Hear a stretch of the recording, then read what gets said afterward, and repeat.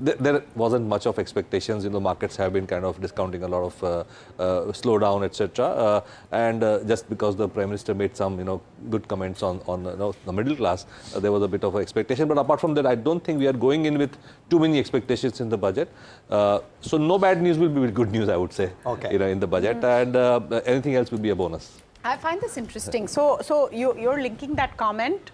And, if you have that soundbite, we should quickly play it as well, where Prime Minister talked about how, Goddess Lakshmi will shower her blessings on the middle class as a kind of trigger for the market, that there is going to be a big boost for consumption. Is that the biggest ask right now, Mihir?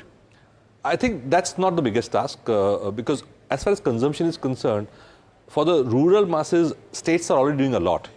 All the 12 states which have introduced different schemes for women, etc., all put together is already 2 lakh crores of stimulus. They are almost 0.6% of the GDP, which is already being given to women as stimulus. So I think rural-wise, the centre doesn't need to do much in any case. I mean, there are enough of those Ladli, Behna and all those schemes. So that's almost 2 lakh crores on an annualized basis. So that's, a decent stimulus in any case. For the urban middle class, what can be beneficial is you do see some, tax breaks, etc. Because we are seeing some signs of stress in the urban consumption thing. So anything which boosts sentiment for the urban middle class will be good. But I think more important to see is whether the thrust on central government Capex continues, because that's been one of the big drivers of the economy for the last 5 years. We've almost seen 25 to 30% compounded growth in Capex spending since 2020. And that's been one of the pillars why we could, come over the corona slowdown.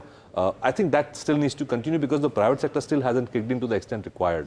So a continuation of schemes of government schemes on railways, roads, defense, etc., plus more sectors and larger outlays for the PLI schemes is something that would be more important in my view.